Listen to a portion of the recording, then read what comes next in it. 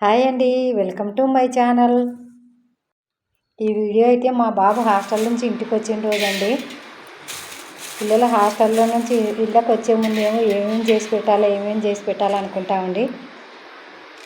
తీరా వాళ్ళు వచ్చిన తర్వాత అయితే ఒక రోజు 2 రోజులు మాత్రమే ఉండి వెళ్తారు పాపం. అని ఆ రోజు ఉదయం పొద్దున అయితే ఇడ్లీ చేసుకున్నానండి. ఇది మధ్యాహ్నం చికెన్ చేద్దునా అంటే చేయమ్మా అన్నాడు.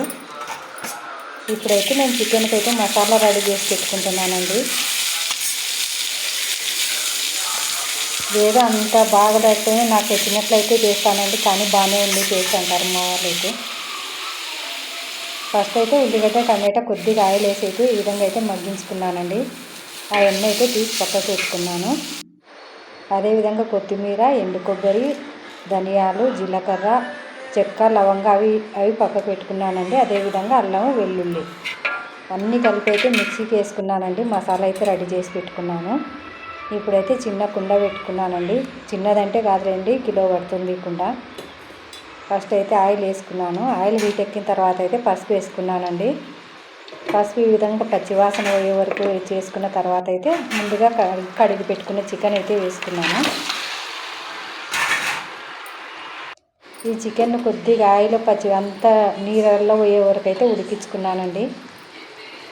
ఈ విధంగా ఉడికిన తర్వాత అయితే కారం వేసుకున్నాను.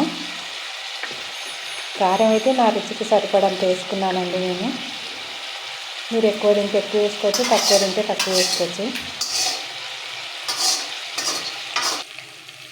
పసుపు వేసిన తర్వాత అయితే ఉప్పు కూడా వేసుకున్నానండి. ఉప్పు పసుపు వేసి కొద్దిసేపు బాగా మగ్గిన తర్వాతనే కారం వేసుకున్నాను. అదేవిధంగా ముందుగా రెడీ చేసుకున్న మసాలా అండి ఇది. ఆ చికెన్లో ఉన్న వాటర్ అంతా అయిపోయే వరకు అయితే ఫ్రై చేసుకున్న తర్వాత ఇప్పుడు మసాలా అయితే వేసుకున్నానండి. ఈ మసాలా కూడా కొద్దిగా చికెన్ ముక్కలకు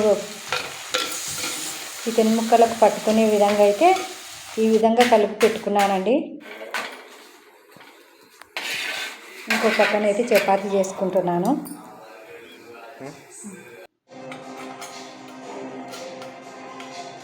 ఫైనల్గా చికెన్ అయితే ఈ విధంగా రెడీ అయిందండి.